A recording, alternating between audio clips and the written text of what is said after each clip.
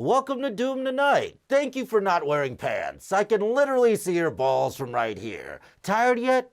Been up for days? Anxious about the result? It's okay. We actually have the complete and final numbers right here. NBC News now projecting. Next time on Dragon Ball Z. I mean, there's no way. We weren't going to make this easy on you. No, we're going to make this fun. Like waiting on the results of an STD test. But listen, relax. This shit is over, okay? You can breathe. Just don't inhale too deeply. I mean, the writing is on the wall. You as a country may have written it in your own feces, but it's there in all its glory and excrement. Look. Let's just say Joe Biden is going to be busy during the daytime. He's no longer going to be able to pursue his true passion, playing mum-ra at children's parties. It was a truth that was even apparent on American North Korean television before the race was called. Votes are counted on election day, so we are fighting for the American people to know sooner rather than later. We want the votes to be counted. But Kayleigh, we always have had provisional ballots and military ballots, things that get counted later.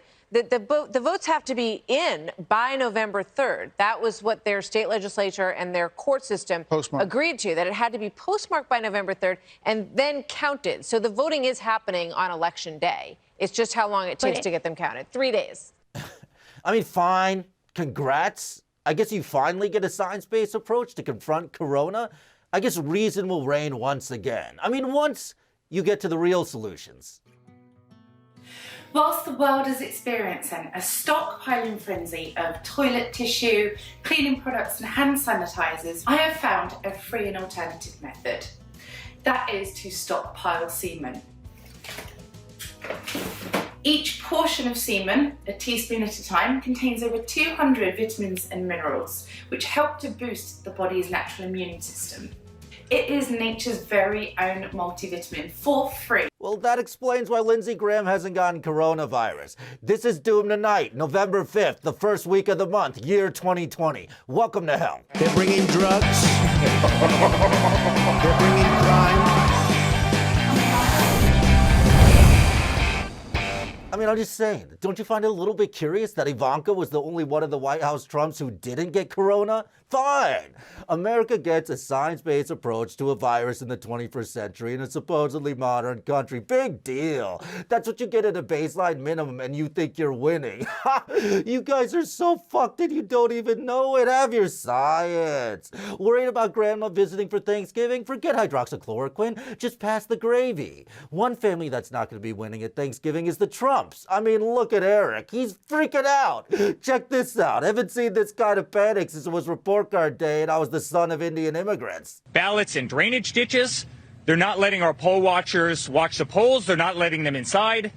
There's video after video of them passing out collateral material in polling sites all over Philadelphia. They're trying to cheat.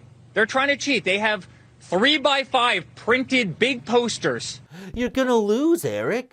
Daddy's lawyers can't help you. This isn't like the time with the hooker on the Lower East Side. Yeah, it's time to tell the truth. We're in hell now. There's no room for fraud and deceit. This isn't like when Daddy Trump says he loves you. Who are we kidding? He's never told you that a day in your life. Now that Saddam Hussein, great father, two awesome kids, Uday and Qusay. Remember them? Love those boys. They can't wait for the Trump kids to get down here one day. I mean, you know why we call Don Jr. and Eric Baghdad, right? Because there's about to be a whole lot of Iraqis in that ass. No, seriously, Uday and Qusay called dibs on that one. They really did. Just saying, I know a bottom bitch when I see one. Despite their obvious shortcomings and failings, of which there are many, I mean, just look at the list of all the shit that they've done. This election was still way closer than it should have been. I mean, we've permanently compromised the soul of a nation. Look at all of these. They're like high school friends. I forgot I even remembered them. Remember when he said we should shoot migrants in the legs and build an alligator moat under the wall? Oh, some oldies but some goodies. Ooh, totally forgot about him telling American citizens to go back to their own countries. I mean, people say Trump is playing to his base, but who's his base? Stonewall Jackson and Robert E. Lee? I mean, there's so many of them. It's like going through the shittiest yearbook ever, and it was still a close election because people will believe anything we say. Look, we've already covered how we broke the information systems in America through Fox News and the right-wing media. It's how you can explain 300,000 dead and Trump still getting the second most votes in history, outperforming the polls by at least 4 points, and keeping the race in peril going well into Thursday. I mean, it's incredible. We actually got Trump voters to believe Trump stopped the pandemic. Yeah, these people think Trump actually stopped Corona. Yeah, I guess that's technically true if everybody is dead. That's like saying the Terminator was just taking steps to stop global warming.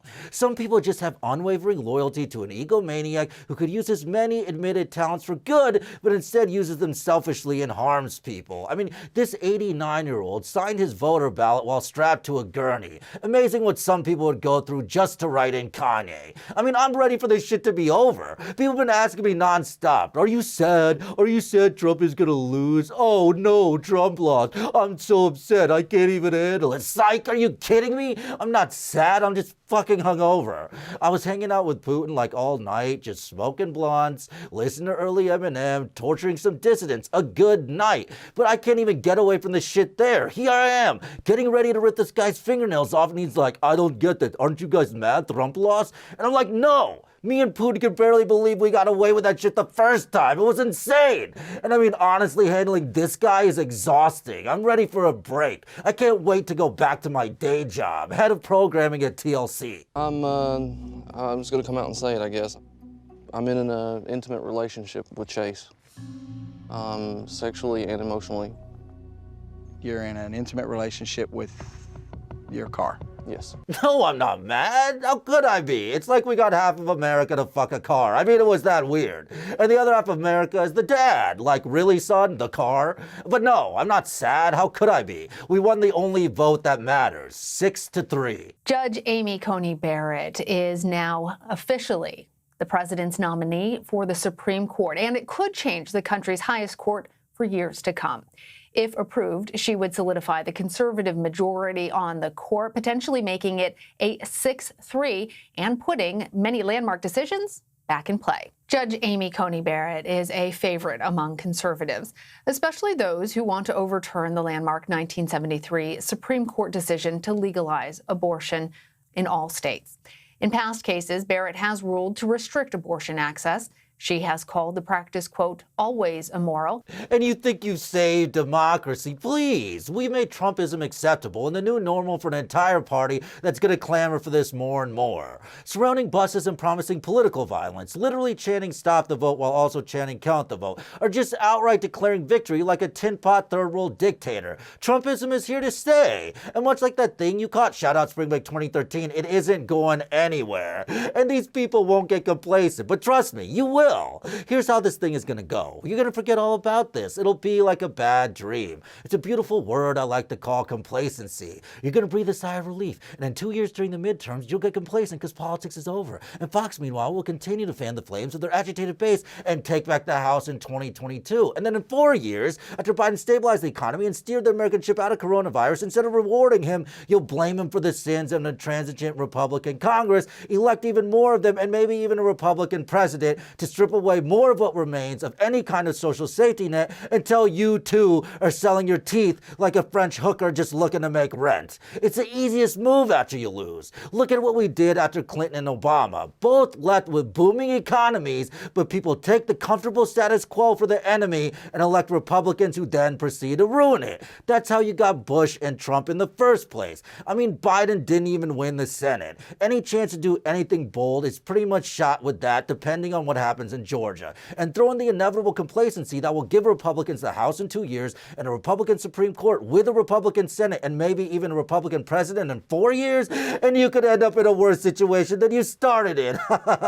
And you think you won, huh? And it's not going to have to be Whole Foods America that bears the brunt of all this. It's going to have to be those who America regularly antagonizes who are going to have to deal with it, and that's just not fair. I mean, for instance, one could say the story of the election is black voters once again saving America from itself. Doesn't even matter the election. Time and time again, black voters have bailed out the American people and saved democracy over and over again. Without black voters, the rural voters that vote against black dignity in America would have lost their health care long ago. That's right. Black people vote to save the health care of the people who hate them. Now that's Christian. This strike and strike and strike and strike and strike and strike and strike and strike and strike and strike until you have victory. For every enemy that is aligned against you, let there be that we would strike the ground, for you will give us victory, God. I hear a sound of abundance of rain. I hear a sound of victory.